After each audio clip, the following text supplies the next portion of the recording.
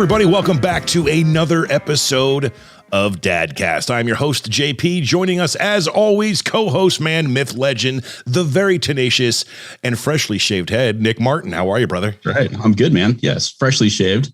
Good. Just did it for you. Looking actually. for me. That's a For little you. bit, that's kind of awkward, but we'll just move on from there. Joining us, let's move on. joining us today is an old buddy, longtime pal, and he's making waves in the world. I mean, back when I knew him, he was just a punk rocker in a band called Virus 9, and now he is not only a stuntman, a TV actor, a movie actor, a voice actor. He's moving up in the world. Welcome to Dadcast, Mr. Mike Estes. How are you, brother? Thank you, guys. How you doing? Good to see you. Good, man. Good. So how are things? How are you holding up during this whole pandemic? Things are good. It's obviously, as you know, a very weird time in the world, a very strange Twilight Zone episode that we're living in. But things are good. Things are really good. This is literally, if Twilight Zone needs to reboot and just, you could probably do 10 seasons on the last year alone of all the crazy stuff that's been going on in the world. So, Mike, this is obviously Dadcast, where we like to talk all things dad, but forewarning, every single episode we have done so far in the show has gone straight off the rails. So we are going to talk dad as much as we can, but, you know, obviously we're going to talk about you and your career and your family and anything else that may come up over the next hour. And we're stoked to have you aboard. First question, obviously, are you a dad? I am a dad. Yes, I am. How many? Two beautiful children. How many? Two beautiful dogs? Two beautiful children. Okay, I heard dog there. This damn internet connection. So two beautiful children. How old are they? Names, ages? Are they boys? Are they girls? I have an 18-year-old daughter. She's an adult now, which makes me very old. Oh, right. And I have a 2-year-old son. So there's a very big gap between the two. I was 23 when I became a father for the first time to my now 18-year-old daughter. And I was 40 when we had my son. So it's a very, very different ball game at 40. As you know, I think you guys are probably around the same age. Yep. Yeah. I mean, oh, dude, I totally know. Much different at 40 than it was at 23. Much different. Yeah. Yes. Nick we just had a baby last year and I'm 41. So yeah, it's totally different. My youngest before him is 14. So you get it. You have the same span. Yeah. It's like, oh my God, what am I doing? I was almost done. And yeah. So at 23, I was punk rock and I was, I didn't go to college. I went on tour, you know, and I was playing shows and putting out records and, playing with my band, which I was trying to make a career at the time. You have to put a lot of energy into that. At 23, I was putting so much energy into that when in fact I should have been doing the home stuff and the daughter stuff. And now at 40, I can see the difference of raising a child at 23 and at 40 because I'm here, I'm present, I'm here. I wasn't really I was here before, but I was like writing songs, like touring and playing shows and like pop in, hey, dad's here. And now I'm on tour. It's amazing how the priorities change as you get older too. It really is. Yeah. Now my schedule like that works around my home life, my children. Before it was like gung ho. What can we get done right now as fast as we can? It was like anything and everything. Now it's all about balance. Now that you're older and have lived that and can look back on that time, and I think I know the answer to the question, and I know no regrets, but do you have any regrets? For sure. Yeah, 100%. I mean, to say you don't have regrets, I mean, if for a guy to say he doesn't have regrets, or a woman or whoever, that's a very, very bold statement. And I commend that person because it's really hard not to do life and make mistakes and, pick yourself up off the ground and dust yourself off. And, you have to learn from those mistakes. So yeah, do I have regrets? Many. I've made lots of mistakes along the way, but, had I not made those mistakes and learned from those lessons, I would be in a very different place, if not here at all, Yeah. So, well, you take that lesson learned and applied to, little man now. And it's amazing, the journey that life takes us on and what you learn. You, like you said, both you and Nick, you had kids young and then late. I was just in the path of late. I honestly thought I was shooting blanks for many, many, many years. And it turns out I wasn't. At least there's been no DNA test to prove it otherwise, but I think I'm good. We started late. I've seen photos of your kid. It's definitely yours. Yeah, right. Well, at least one of them, right? Yeah. Oh, yeah. So yeah, it's crazy how, I guess I picked up from a lot of my friends who were dads back in the day and the mistakes they have made and the good things that they've done, applied that plus my own father, who was amazing. I really think the journey that I'm on as a father, it worked out for me as it should have, because I got all that partying crap out of the way. And now it's all about, everything I can do, everything I do in life is for them. We like to have fun a little bit here and there, but the journey to make them better, I think worked out better for me for them being older. You know what I'm saying? Sure. Yeah. I think so. Well, you're more responsible, and you've sowed some oats, and you've done. Yes, we have.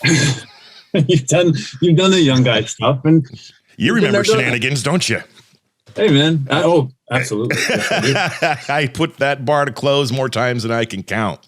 Yes, so tell us about your little guy, man. I know he's about 2 years old now. He's 2. He's amazing. His name is Nico. He's a comedian. He's he's the boss. He's the boss of the house. He runs the show. His mama runs the show, but he does. No, it's been such a fun. It's I follow you on social media, and seeing the journey that you've been walking on. I mean, first meeting your lady, and then you're engaged now or married? You're married, right? We're engaged. You're not engaged. married yet. Yeah, so getting engaged and then having this beautiful child, it's really a pleasure to watch and see where you've grown. And not only, the family life, what you are doing in your career. I have a great story. We were driving back from Vegas. We'll skip the part about me blowing out a tire in the middle of Death Valley, but I'm driving. I'm minding my own business, 10-year-old's back of the car sleeping, doing something on his iPad, and the lady sitting right next to me, all of a sudden, she jumps up. She's watching stuff on her iPad. She freaks out, and she's like, JP, look, isn't this? And she flashes her phone right in front of my face, and I'm driving, and she's got it paused. Isn't that Mike? Episode from 911. She's watching. It's like her favorite show. And I had already seen this clip, right? And I'm like, just wait, you're going to love what happens. And oh my God, he got his ass kicked. But yeah, she thought that was the coolest thing. I'm like, that Mike's doing shows. My favorite, even though we couldn't see your face, was Mandalorian. That was a fun one. Dude, that was a very fun one. You played a Dark Trooper, right? Yeah. Death Trooper. Well, to backstep, the 911 stuff was awesome. That was great. That was, I primarily get more of the stunt stuff, of course, because I'm a stunt guy. And I typically get to bypass the process of audition half the time being a stunt guy. So that being said, I also go through an agent to do real acting stuff, which I don't do a ton of, but more stunt stuff. This was like a co-star gig. So they're like, okay, you got some lines, you got like a real part. So right. that was having a pretty lengthy resume of, like you said, not being able to see my face and doing these lots of one-off gigs, hitting the ground, getting shot. If I'm dead, I die. They can't use me again, so. Right. Well, you got a ton of those, man. I mean, freaking Walking Dead. Oh man, I could Infected. That's real. Yeah, you crap ton. And another one of my faves here. This is all, we're floating Mike's boat right here. Shameless. When you're in the interaction with Fiona, that was a good one. What was another one? You're walking down a hallway and you're a cop. What TV show is that? Space Force. Yes, that one I didn't even know you were on, and I'm watching it. I'm like, God damn it, there's Mike again. Yeah. Steve Farrell was very cool. Got to hang with him in craft service. Very nice guy. Again, a stunt gig for that. The Shameless stuff was cool because that was my parents' favorite show that they watched together. They binged it, and I brought home a lighter from the set that was part of the props for my stepdad, because he was a huge fan as well. And a call sheet. So my parents that was for my mom and dad. Yeah. Was Shameless. But back to Mandalorian, who doesn't want to be in Star Wars? I know, right? That's childhood 101. I mean, I was a Star Wars geek. I'm still a Star Wars geek. So I was sitting on the couch one day and I was drinking coffee out of my Stormtrooper mug. Oh, there you go. Yeah. Nice. Drinking coffee out of my Stormtrooper mug. And I get this call. And this guy, he goes, hey, a buddy of mine is a flight coordinator. He goes, I have this gig. If you're interested, shoots tomorrow, but you have to do a fitting today. And I said, I'm available. Yeah, totally. What's the wardrobe? What's the gig? He goes, I can't tell you the gig. But the wardrobe's sort of suit armor-ish type stuff. And I look at I had known that they were shooting the Star Wars show here, a couple of shows. And I was trying every angle to get into these shows, trying to find the coordinator, trying to figure out how am I going to get on this show. Right. And I get this call. I'm looking at my mug. I'm like, this has to be a Stormtrooper. And Serena walks in. I'm like, and I said, yeah, I could come do this fitting today. And I went down and I walked onto the stage and there's all these blue tarps all over the place, right? And I'm trying to like look under the tarps. It's super top secret. Nobody's around. Nobody's on the stage. And I look around the corner and there's a speeder bike. And I was like, oh shit, this has to be Star Wars. I have no idea which Star Wars. I didn't even know that they were making The Mandalorian. I just knew that they were making a Star Wars show. Right. And I'm like, oh, I'm a Stormtrooper. Done. And the guy walks out with this big boxes of stuff. And he goes, well, you're not a Stormtrooper because you're too tall, 6'2". Apparently you have to be 5'10" and under to be a Stormtrooper because they made all the wardrobe for Rogue One in London and they ship them from London back to the States. So I was too big for a Stormtrooper. I was like, oh, okay, what am I going to be? It's like some weirdo monster, Death Trooper. It's like the Navy SEAL of the Stormtroopers. Yeah. Sweet. So played a Death Trooper, Moff Gideon's Death Trooper. Tell me you got you snuck out the costume. I did not. No, Halloween's. They made us wear cloaks when we walked around. Right. Couldn't wear the helmet because they had people with drones flying over the studios just to capture photos of people. Oh yeah. Easy. Show was crazy. If I could, I'd totally be one of those guys. Huh? If I could, I'd totally be one of those guys. Oh yeah, you would for sure. And then I get my drone shot down and be pretty pissed off. But no, man, that is, I mean, that credit right there, it just, for putting myself in your shoes is, you got that forever, man. You were in The Mandalorian. You were in the Star Wars universe, and no one can ever take that away from you. Does your, I know he's super, super young. He has no idea, but I'm going to ask anyway. Does Nico have any idea that Dad is in TV shows or movies yet? You'd like point it out? He does. He knows that Mom and Dad are both right. That do this. He has a handful of Star Wars stuff that he's like, hey, this is Dad, and he runs around and he sings the Darth Vader song, the do. That's his like song. But he's well aware of Star Wars and well aware of it. That is so amazing. It doesn't hurt to now getting these parts for you. It doesn't hurt that your lady, your fiance, is actually a very well-known movie star as well, right? That doesn't hurt the things.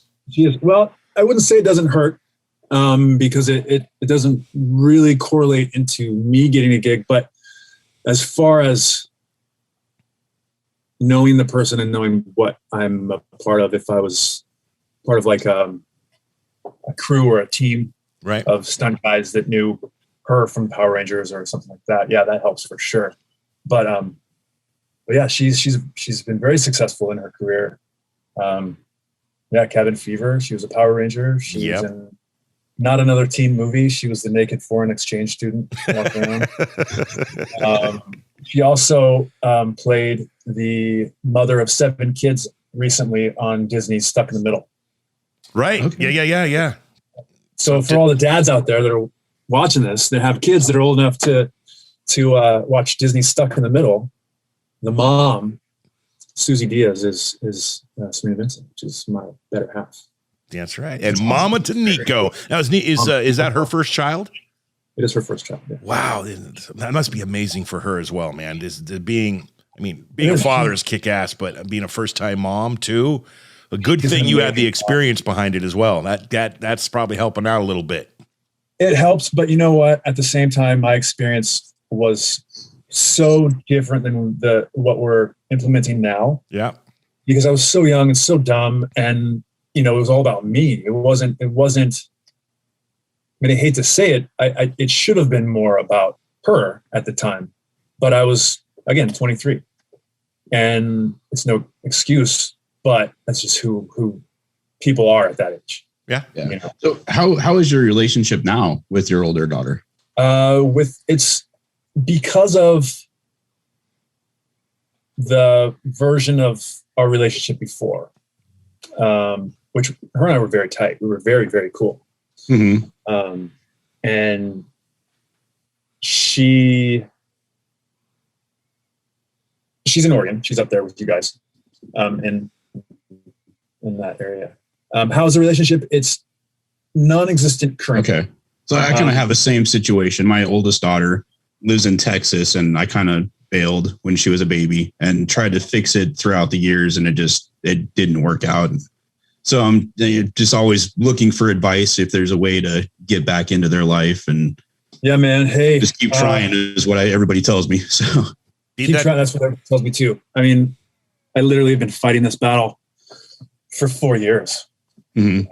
I haven't really had a solid conversation with her in 4 years, because I did move away, and because I tried to parent from afar, and it doesn't work. I'm sure you tried to do that. I couldn't even imagine. You have to be dad. Yeah. And it's hard to be dad when there's no reason for this person to take you seriously. Right. And it's a two-way street. It depends on their surroundings. Mm-hmm. She's an adult now, right? She's 18. She's an adult. Yeah. So, I foresee great things as far as that relationship with you two now. She's an adult. She can reach out. You can reach out. Hell, she can come drive and see you, be on set, something like that. It's going to work out, man. It's going to be just fine. No, Plus, she's got to meet baby brother, right? One more time. She got to meet baby brother. That's right. Yes.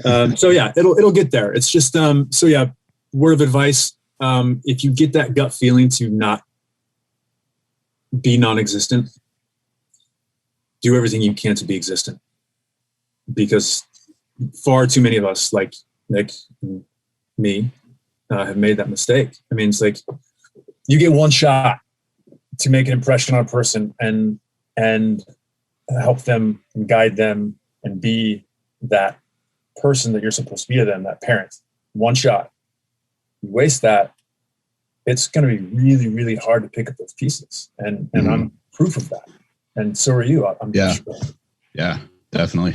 It's so hard to you lose somebody's trust, forget it. Mm-hmm. Nick, how old is your daughter? This one we're talking about. She is 20. She's 20 years old. Yeah. So, okay. So. Do you want to get personal, Nick? Because I got questions for you. Sure, let's get personal. Have you when reaching out, were you just shot down? Was there no communication? Is she angry? No. I mean, so when she was born, there's some stuff happened with her mom's mom, and kind of told me to get out of the scene. I was young, stupid, made bad choices. So I was like, all right, whatever. I took off. I got back into her life when she was 5, and kind of tried to work, talk to her when I could, saw her when I could. And then she moved away. So kind of nothing happened till about 6 years ago. And then we started talking for about 2 or 3 years. And then about 2 years ago, she sent me a letter saying she wanted nothing to do with me, that she wanted me to kind of write her off and let her stepdad be her real dad. Now, so I was like, what do you think it sounded like you were on the track of making things right again. Did something happen during that period of time that triggered her to write that letter? I really don't know. I probably could have spent more time getting to know her, more time talking to her. I mean, we talk like once a month. I should have reached out probably every day. I could have done more, but, so that's where that's at. And what's her name? Her name's Jada. Jada. Okay. I'm talking to you right now. Give the man a chance. He's your father, and he's tenacious, and he's a great dad, and he wants to make things right. And it takes 2 to tango, girl, and you're not dancing.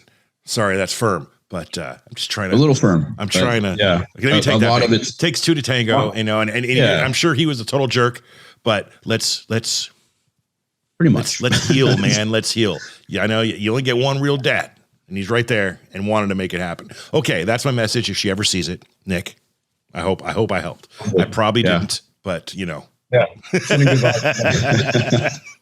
Wow. So this episode brought out some deep stuff. Well, these are questions that they came up, and I wanted to know. Probably could have asked in private, but it makes for good.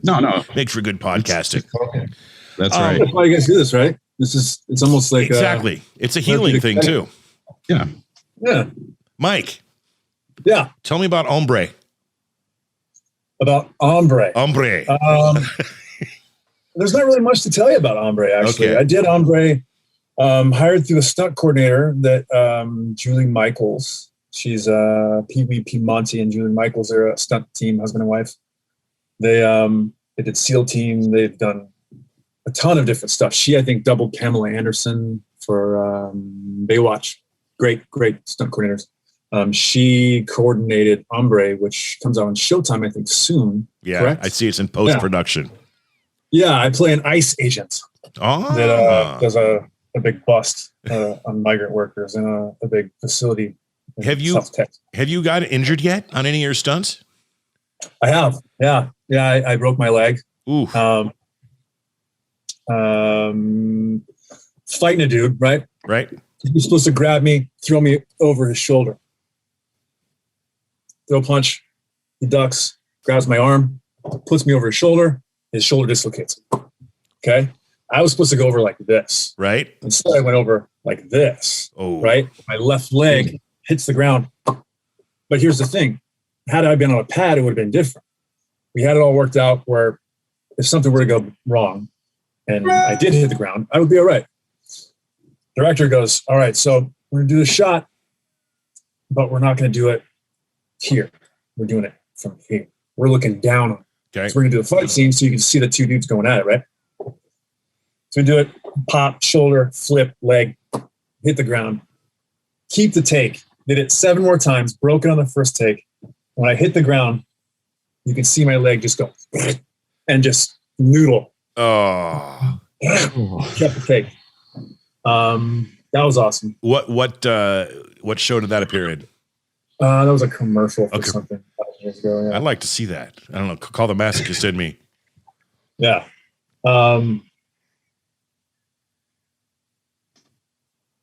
He's jumping off of a yacht on a beach and supposed to come around a corner and get shot, fall over the edge, right? And we rehearsed it, practiced it, and I had it down. We get to the scene, wardrobe comes up, props comes up, puts a watch on me. And the hand that I was using to grab the railing to jump over the edge now has a watch. And they go, action. Hand on the thing, fall over, wrist gets stuck in between the two bars because of the watch. I go over, I'm like, I can feel my hand as I'm going over. Is it going to give? Is it going to give? Is it going to give? And the watch broke. And it skinned my hand, but it could have taken my arm off had it not been a prop watch. Right. It was like some weird plastic piece of shit or whatever, But had it been like a, Rolex or something, I would have lost my hand because, 180 pounds pulling on a wrist, at least skinned to the bones. Well, that's what you signed up for, Stuntman. That's right, man. All in day's work. It's got its ups and downs, I suppose. Oh man, I just noticed today on Facebook. You think you posted it a few hours ago. I'm all over the place, by the way. You posted a few pictures of your kid Nico at the location shot from Evil Dead with 3 words. No. Army of Darkness. Yeah. That kid, man, you did good, man. He is a good looking kid. And I think he got most of Mom's looks, though, just to be honest. Not all from Mom. He's a good-looking kid, Nick. Did you see those pictures? I did see those pictures. Yeah. We went to... I tried to keep up with Mike in his pictures, too. I'm like, okay, I got to post more of my little guy. Well, I did the same, guys. I was looking at stuff, too. That was Bronson Caves up in Griffith Park. Right. That was Army of Darkness, Star Trek, the Bat Cave, original 1966, I think. Yeah. So I try to take them all the cool little spots around LA that, you know, you can actually take a kid to. How, so LA, how is it down there these days? I mean, it's kind of cooled down, but you know, middle of last year when all the horse shit, for lack of a better way to say it, going on in the world with, you know, Black Lives Matter and everything, has everything settled down, or is it still pretty political out there?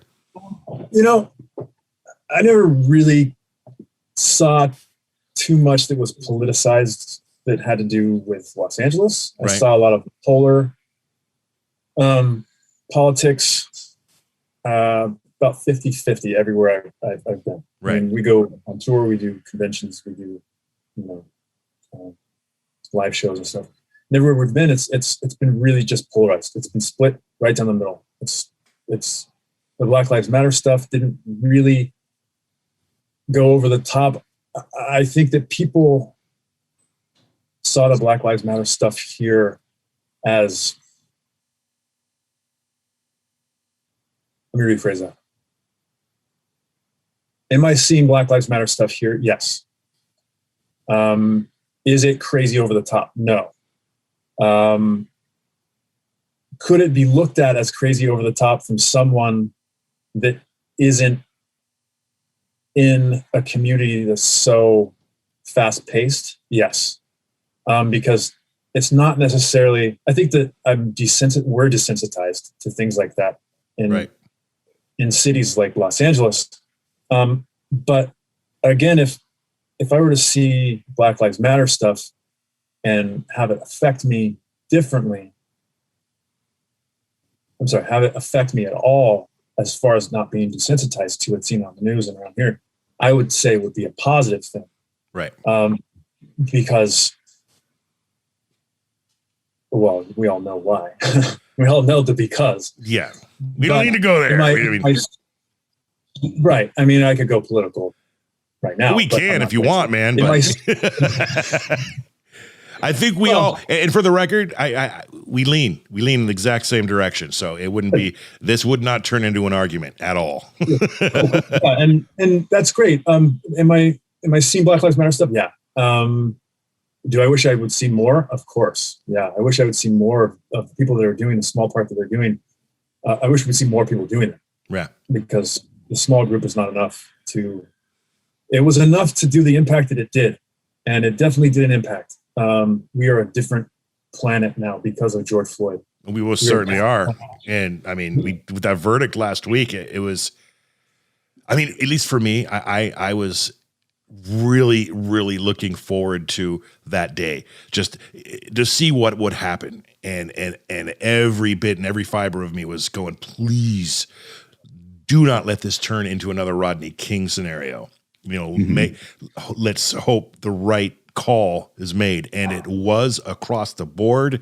And it seemed like a weight off the shoulders of America and everyone fighting for equality. And there was no protesting craziness, buildings on fire, people shooting and hurting each other. It was how it should have been. And that's, again, another step in the right direction. And then I just sat on the couch and just went, you know, good. This is where we need to be, where we need to go.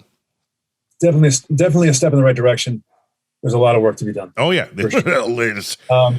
And for the record, can we just set something straight? Yes. Antifa, come on, get the fuck out of here. Anti-fascist. Yeah. What's wrong with that? Nothing. As long as the real Antifas are, but that's the thing. You know, if you're anti-fascist, awesome. But if you're an Antifa who's anti-fascist being fascist, then there's a friggin' problem. You know, exactly. It's the same thing if you want to get into whole COVID and mask wearing. You know, the big debate going on right now is, and for the record, it's my Bill Murray, my honor to the healthcare workers right there. If you are vaccinated, you got both shots, and the debate going right now is, well, if you have it, then why do you still need to wear a mask? And the argument is, well, you can still have it and spread it for the people who don't, to keep them protected. But it's everyone fighting and arguing over what it seems to be a cut and dry thing in my head. If you're at home and you're vaccinated and you're outside, and you don't want to wear a mask, fine, man. But dude, just throw on the mask when you're going to the grocery store. You're in the movies. You're doing something. It's not hurting just you. A respect thing. Yeah. Right. Respect everybody else. Be kind. Wear a fucking mask if you're out in public. I'm sorry for my language, but it's Dadcast. There's kids listening. But we're dads. It's okay. Right. How hard is it to wear a mask? It's really not. It's not. It's a minor inconvenience. Like when I walk out the car to go into 7-Eleven, I make it 5 steps and go, I forgot my mask, and I have to go back to the car and get it. Whoopity do. That's not a big deal. And soon enough, I'm not a doctor. I've never played one on TV. You sure? But I should. But from my understanding, if you're vaccinated, which I am, you guys, I believe, are too, right? My next shot is Monday. My second shot. Cool. Are you getting Pfizer or Moderna? Pfizer. Okay, that's what I had. Second shot, it'll knock you on your ass. That's what I'm hearing. You guys aren't zombies yet, so I'll probably do it. So what's that? It's a time release. You guys aren't zombies yet, so I'll probably go ahead and do it. Nice. Yeah. Serena's laid up right now from her second shot as we speak. Did you get it yesterday? Yeah. Okay. So I heard, the day of and the next day is a little, depending on who, it can be a little bit rough. I actually have, I got 2 appointments that day, the shot and I'm getting my Oregon Real ID. So I got to go DMV. I think I'll go to the DMV first, just in case, and get the shot after. And then plan on not doing it. Hopefully I'm good by Cinco de Mayo because there's beers and tacos to be had, which is 2 days after.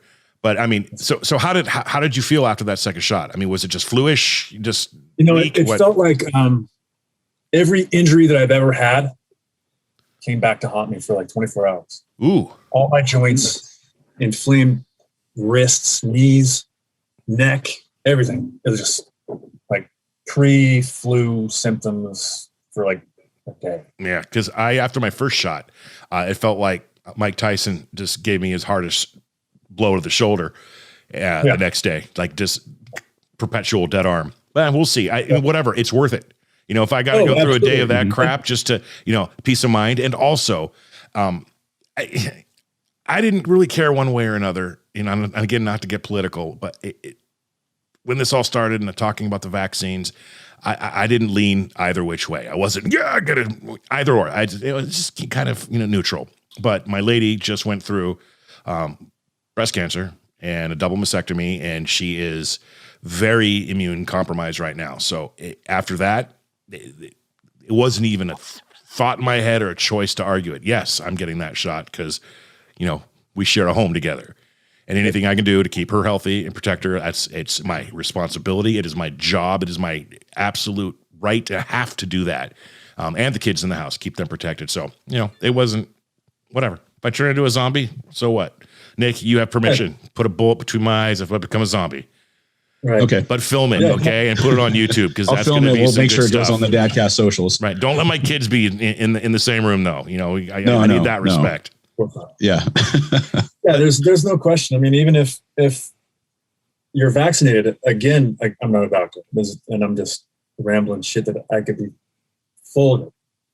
But my understanding is that even if you're vaccinated, you should wear a mask because you can still catch it. You just don't feel it. Catch it and give it to someone else, right? You still carry it. So wear a mask. There's no argument. It's no argument. And all these, anti-maskers who are so freaking adamant on it. It's you propose that simple statement. Look, it's not hurting you. You could, if you have protecting grandma and not protecting grandma, does help, doesn't help, doesn't help. What does it matter to you? If it does work, why wouldn't you? If it doesn't work and we don't know, you're not hurting anyone. Why are you being? And those people it pisses me off. And at this point, it's been a year of it. I don't even argue with it anymore. I see it on Facebook and I either scroll on or block. See you later. Whatever. I don't need to see this stuff anymore. It's enough everywhere. I feel you. I'm over it. And I was of the mind at the very beginning of See, here's the thing. All these people have given, quote unquote, true conspiracy theorists. Sorry, my phone's ringing. You like that ringtone? It's the What was it? It's the Mandalorian theme song. Oh, nice. All right, conspiracy theorists. Sorry, didn't mean to interrupt. Yeah, I mean, all these people are giving real conspiracy theorists a bad rap. And when I say that, I'm not talking about conspiracy theorists like QAnon people. Those people are nuts. I'm talking about people that believe in like aliens and like, chemtrails and things like that. Right. Things that are like just weird, fun conspiracy, things. This is like really taking that to the limit, to the max. And this is like, how bad can we make someone out to be? Right. And make this QAnon shit. It's giving people that believe in aliens a bad rap. You know what I mean? It's like you can't call them conspiracy theorists. You call them crazy assholes. There you go. They're two very different people. Yes. Mm-hmm. Crazy. So I don't know where I was going. I kind of no. You finished up good. Crazy assholes is. I think we need aliens unless it's crazy assholes. So yes. And if, maybe we can, put the flat earthers aside too. They can. Those guys? No. Come on, man! Look at the shadow. Anyway, you're gonna go off on a. I told you, Mike, off the friggin' rails. After Eddie Bravo to be on the every podcast single time. The flat earthers. Who? So. Oh, let's get him on just so we Eddie can let's make fun of him. You should get a flat earther on your podcast. So we're gonna spend an hour. Convince us. You have an hour. Go. That's right. That's genius. And then at we the won't end even talk. Just convince us. Right. And then at the end of that hour, we get another hour to make fun of. And then you get your turn. Yeah, exactly. You get your hour. And I don't even need the hour. I don't. Well, yeah, you know what? I probably would. But again, they're not going to believe you. Those hardcore fanatics of conspiracy, crazy asshole flat earthers. There's no convincing them. Just like the non-maskers and whatnot. Nuts. Okay, I'm done with this topic. Let's get back to kids and the good stuff in dads. Right, Mike? I'm sorry. It goes off. All good. Now, being in LA, doing everything you can do, because, I grew up down there. I know raising kids in LA it's not difficult. Did you live in a good neighborhood, good schools and whatnot? Yeah, we're in the hills of West Hollywood, California. Awesome. Okay. So if you're still there when that boy gets to 15, 16, 17, man, Sunset Strip, the shows, you're close to Disneyland. Have you taken them there yet, or has it been closed almost the entire time? Yeah, no, we had a really cool thing that when Serena was doing the Disney show, we would take the family there because we get like the guided tours, Right. When she was on the show. We don't have that anymore because she's on the show, so we haven't been back there. But there's a really cool way to do Disneyland if you haven't done it, and it's you can get like a tour guide, and they take you to the thing for a couple extra bucks. Take you to the rides first, and you get to go through the back, and it's like a guided tour. So that was cool. That was cool for before COVID, but now going back to I don't know if you could go back to Disneyland and have to wait in a line for 4 hours. Well, I did it one time before I went this other way, and it's like I don't know if my back can take it. Yeah, I know, standing in those lines. What I hear, I've got a buddy who had like the annual pass, and I know Disneyland has reopened, obviously not to capacity, and they're only allowing California residents. So now is the time if you can, because lines are non-existent and you basically walk onto everything you want. And it's just, it's such a better experience because there's less people. So I'm working on getting my fake ID so I can take the, and that's the plan. We really want to hit Disneyland when it's not crazy out there, because the kids are of age. Nico, obviously probably not going to remember that trip, but coming up soon. Perfect now, because before Galaxy's Edge wasn't there. So good. I've never been to it. You haven't? No. Okay. And you can drink in Disneyland now because of Galaxy's Edge. Am I right? Yes. I'm literally not going far. I'm going to show you something. Keep talking. All right. So it's like two worlds just colliding: alcohol and Disney. Interesting. I've never been to. I think you had to go over to the other park to get a beer. What's the other park called? I have no idea. I've honestly never been to Disney, so I don't know. Okay. I'm white, I think. So at Galaxy's Edge, you can build your own lightsaber. Sweet. And this thing it's not going to do it justice on the camera, but it weighs about 15 pounds, just the hilt. And you can choose, you want to go light, you want to go dark, you want to go a certain type. So I totally went Sith. And this is the dark side hilt. And you can purchase different colors. So this one that's actually looking pretty good. But that is it's really good. That is blue. That looks like a real lightsaber on the camera that I'm looking through. Right? Yeah. Wow. Crazy. Oh, it makes noises too. Yeah, but there it is. Nice. So yeah, that and really not cheap around it. But the Galaxy's Edge is so amazing because it's the experience when going in and making this thing. It's like a ride and a story. They take you into this big old room and there's holographs and there's stories and it's just real fun. About 30 minutes, cost about $250 to make this thing, but worth it. That's the only reason I wanted to go to Disneyland, aside from, hanging out with the kids and letting them experience for the first time. But we went December 2019, right before the shit hit the fan, and I got my lightsaber and I got to see Galaxy's Edge. So you got to go, Mike. It's you have to see it, but it's on the list. That's the first place we're taking Nico. Dude, and plus you've been in Star Wars. You should have a free pass. Just walk on in, man. That's right. I'm Death Trooper. One more episode. We'll see. Yeah, it's so good, man. I look forward to that. Take pictures because I want to live vicariously through you. Boom, done. Yes. Do you miss Oregon? You get a tattoo on your arm? Is that new? This is brand new. I went to Florida on St. Patrick's Day, and me and the lady got matching tattoos to remember our trip. Literally, I woke up the second to last day we were there, and I said, "You want to go get tattoos?" She says, "Okay." I'm like, "You want to go matching?" She says, "Okay." And I originally wanted a fish taco because that's why I go to South Florida. They have the best fish tacos on the planet. Nick, you were about to say something? We talked about you getting a fish taco tattoo. Right? What the hell happened? Jen decided matching tattoos. She didn't want a fish taco. Jen's fired. That's just ridiculous. But my idea was actually going to be a fish holding a fish taco. Even better. Nice. But yeah, so anyway, we got the palm trees. I caved. It's good. And this side's still way better, but it's we got some room to fill up. Just like, you want to get on the tattoo board. The man Mike's wearing full sleeve shirt right here, but he's pretty inked up. You see, there it is. It's all over the place. When's your last two? How long ago?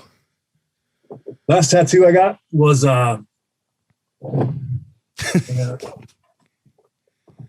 so showing you my bottom half here. Thank you for wearing pants.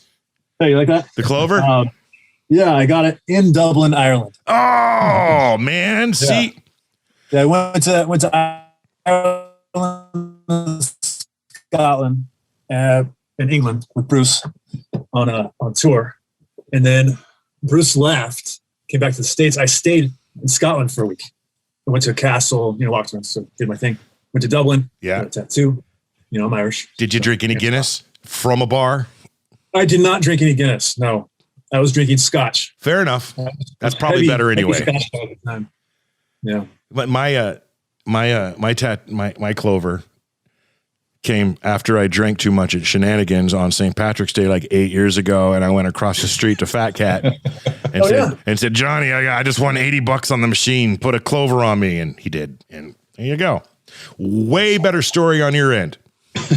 No, that's it's genius. Open a tattoo parlor across the street from a bar and stay open late. Yeah, right.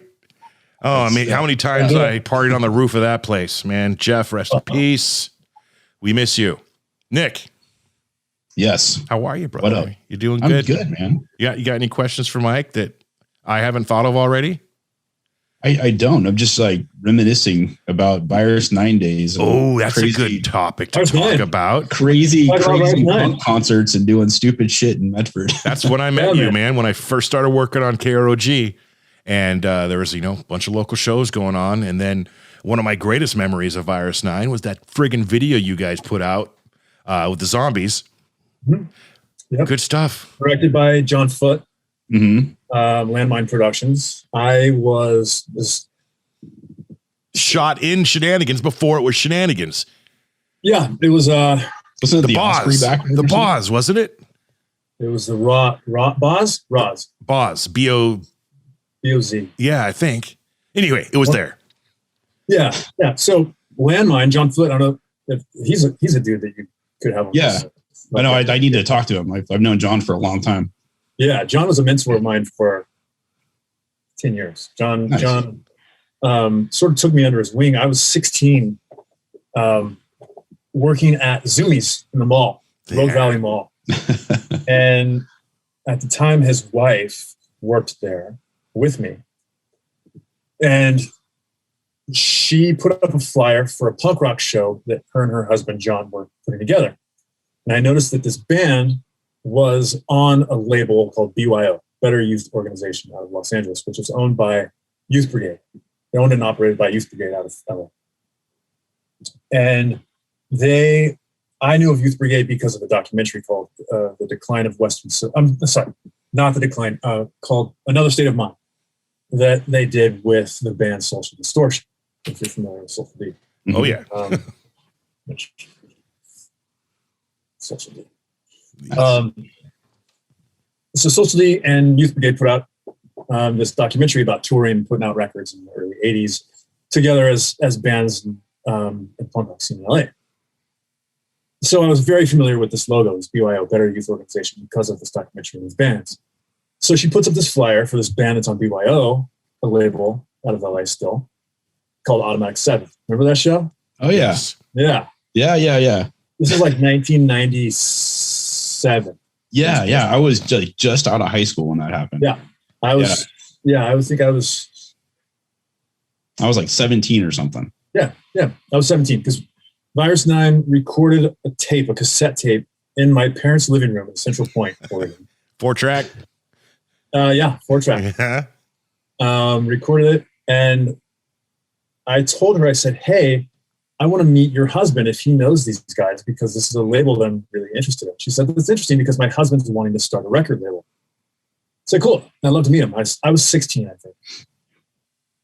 Took my cassette tape that we had recorded probably 3 or 4 months earlier that I'd been handing out to every Nick and JP in the Valley, and she's like, yeah, he'll totally meet you. And I went and met with him down at Landmine, which is down South Medford, First Street, down there by KBOY, old Larson's building. The old one, yeah.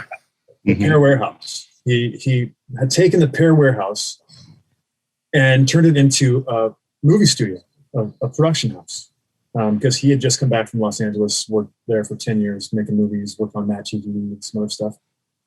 And he had opened this film studio and was starting a record label out. So I went and I talked to him. I was 16. He was probably 26. And he was like, I think you have something here. I'd really like to put a record up for you. Like a 7-inch record. I said, sure. So we recorded a 7-inch record with John for his label called Mental Records out of Medford, Oregon. This is 1998 now.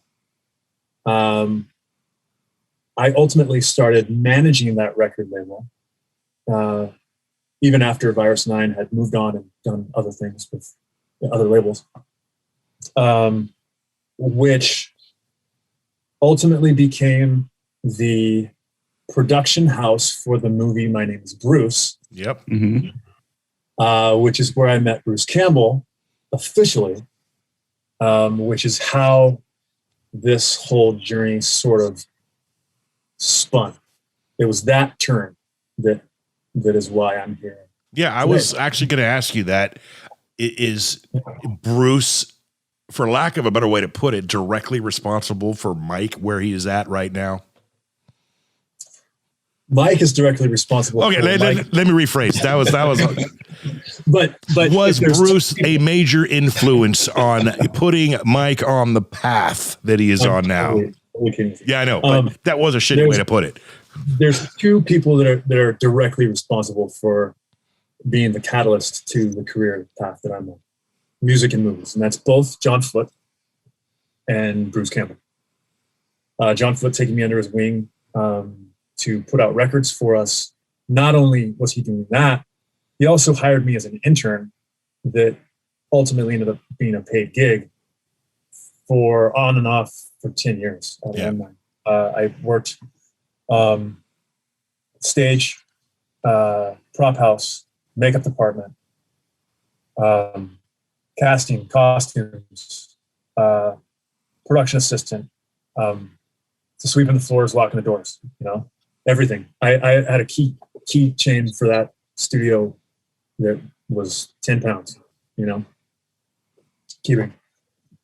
So I learned the film business through John that way, and opened up the doors for the musical career as well from John, which I mentioned led to Bruce. And the Bruce thing took me to Miami for years. I worked on Burn Notice out there. Took me to New Zealand. I worked on Ash vs. Evil Dead over there for a couple seasons, and ultimately landed here in Los Angeles. I just sort of stayed, Yeah. What role did you have beginning in Burn Notice? I was shows. I played a chopper pilot, right? / mercenary.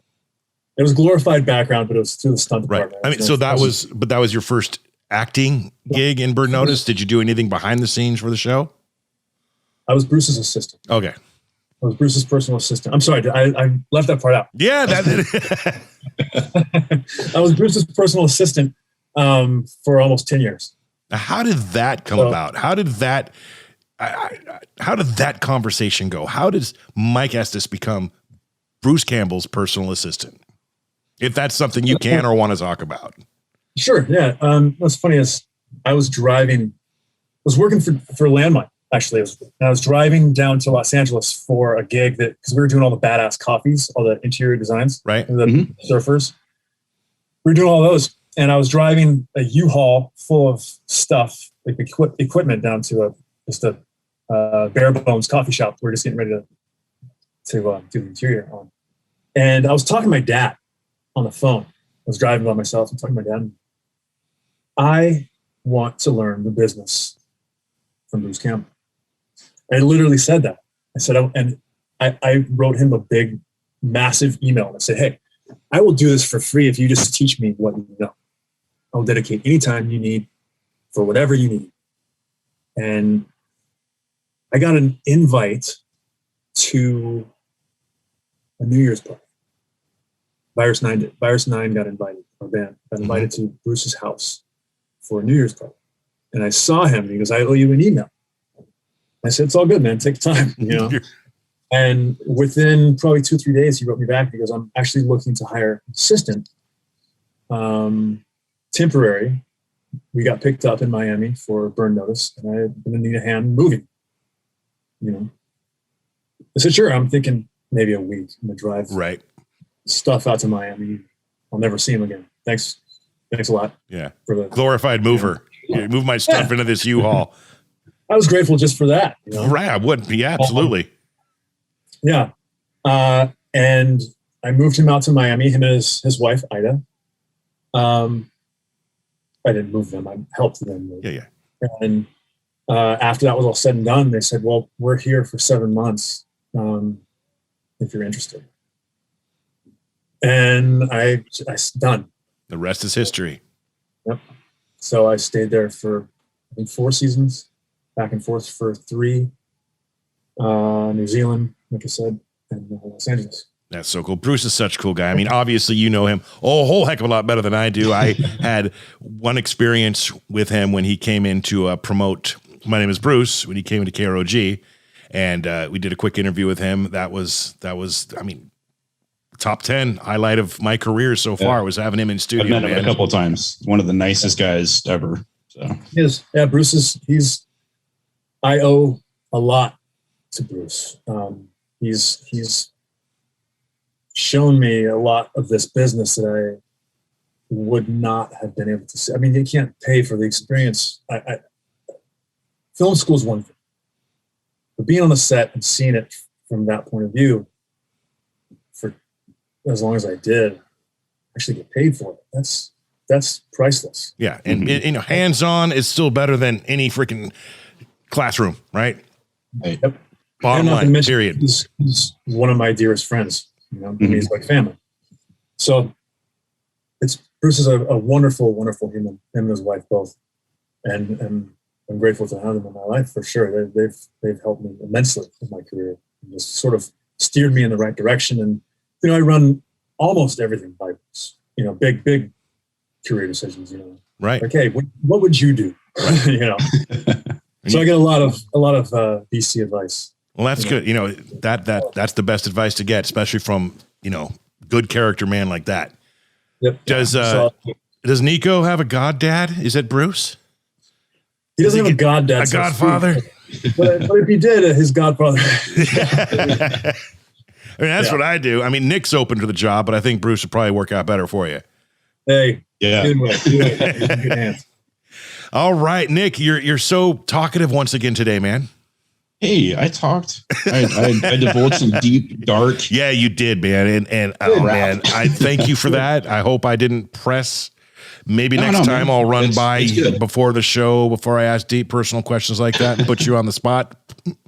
But it's better to put me on the spot. Just get it out. Fair enough. And if you want, man, I will be more than happy to help in any way possible to get that particular situation back on the track. It should be, man, for you. I would love to, because the idea of either one of those two kids that are in there right now, 3 kids, not being a part of my life kills me. Just the thinking about that. And I couldn't even imagine what you two guys have gone through and are going through with that. And biggest thing I can tell you, just don't be selfish. I think I'm past that, man. Personally, it's definitely not about you anymore. It's all about them. Right. And I tell you, Nick, you can probably attest to this. Try to phase me now. Hit me with all you got. There's nothing that is going to cut as deep, hurt as bad.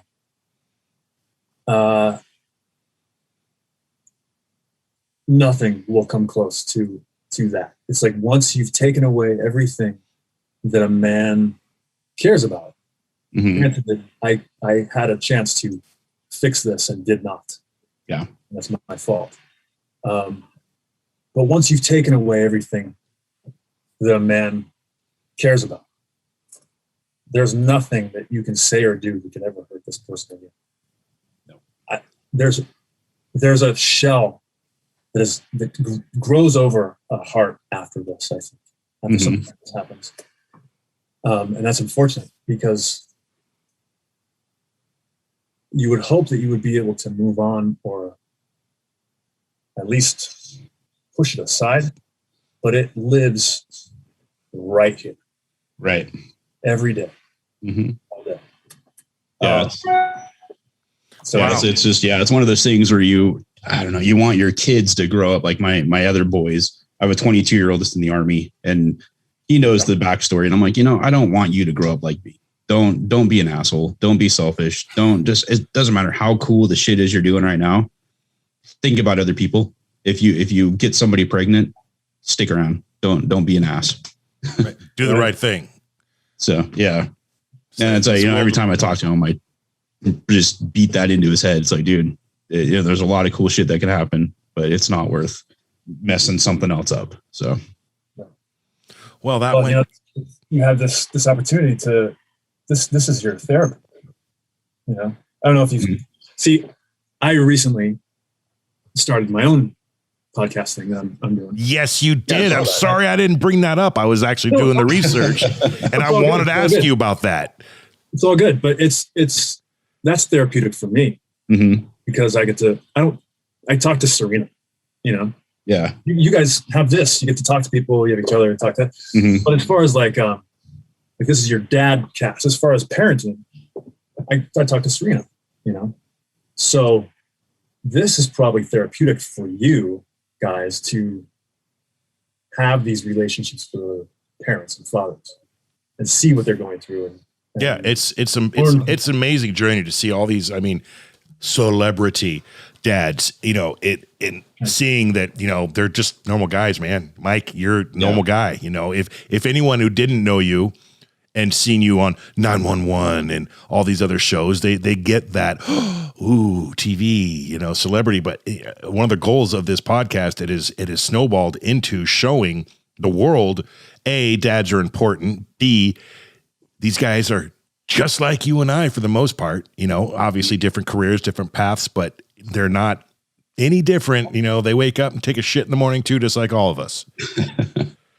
And that's what we want to do. And that's, you know, what, and it helps. And seeing everyone's different path and how they parent and how they decide to do things on, you know, social media, how that parent feels about that and how it's different with this other guy, and just seeing all these different paths and different ways of bringing up their kids, but all in a good way. It's great talking about it and learning about it and everything.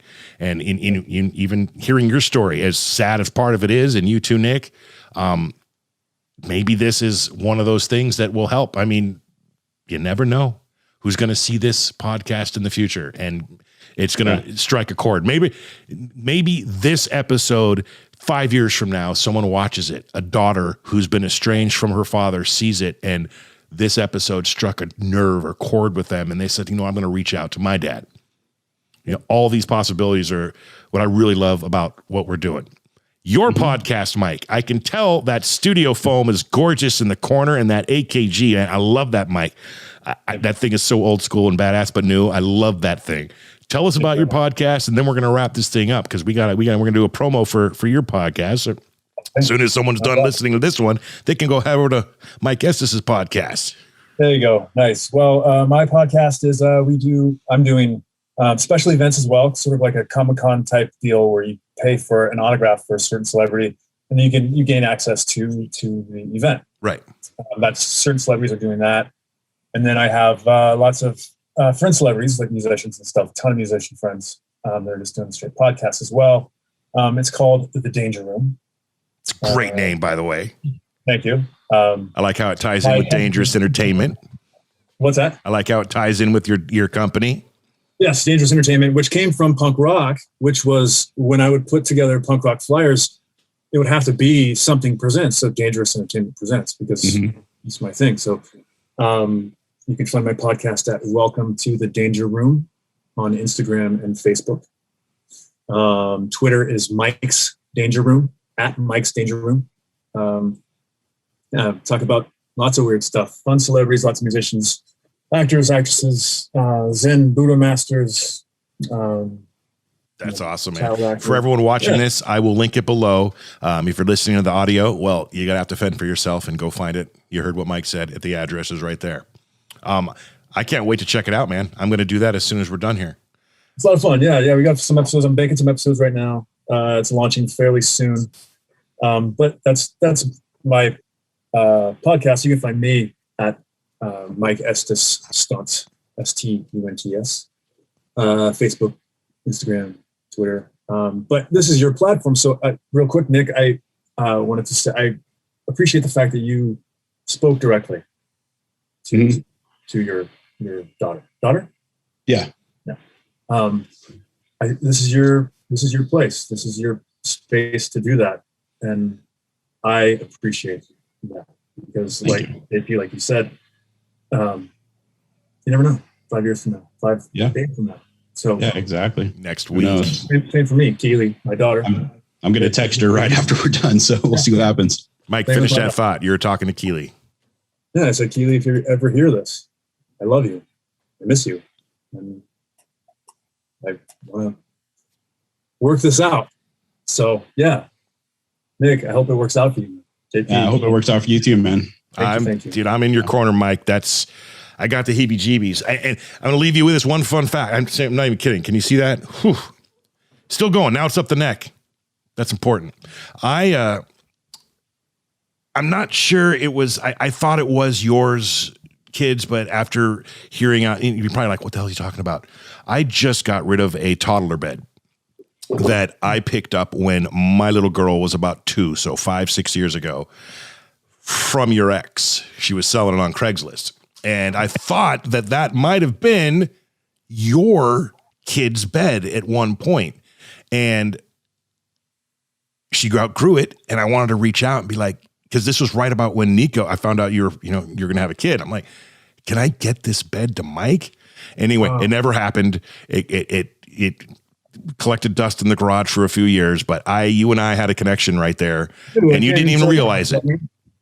That's incredible. Thank you so much. I appreciate that. That gesture is very, very cool. I wish I had gotten it to you. It would have been a whole hell of a lot better gesture that way. Well, the thought, and letting me know right now that's the world. I believe that was, if I can picture it. It was pink, about yay wide, slats, little mattress. It fits a toddler. As soon as you get out of a crib and right before they get that first, twin mattress, there's that 2 year gap right there. That was the bed, man. My baby girl Avery slept in it, and it used to be in your household, man. Guarantee it. All right. That is it, you guys. That is all the time. We have covered so much and so important. This has been one of the deeper podcasts we have done, and important. And we've actually gone over, and I appreciate it. Mike Estes, rock star, movie star, stuntman extreme, and most importantly, dad, and a kick-ass one at that. Thank you for being on the show, Nick, as well. You're amazing. Thanks, we're gonna do this, dude. It's now I'm making it my personal goal to try, at least the only way is winning, and you're tenacious, brother. Right. So we're gonna do this. There's no losing in this one. There's no try to do or do not. Mike, again, thank you for being on Dadcast. Oh, you know what? I don't think I've uploaded my finale thing on this Roadcaster. Let me see. Nope, that's the mystery song. So I usually have a drop in there that says, thanks everyone for listening to Dadcast. My kid's on there, but this new Roadcaster I haven't uploaded yet. All good, man. All gravy. Mike Estes, you the man. We'll look forward to seeing you on some brand new shows. Nick, thank you. This is Dadcast, and we will see all of you next week. All right. Thanks, man. Thanks, guys. Peace.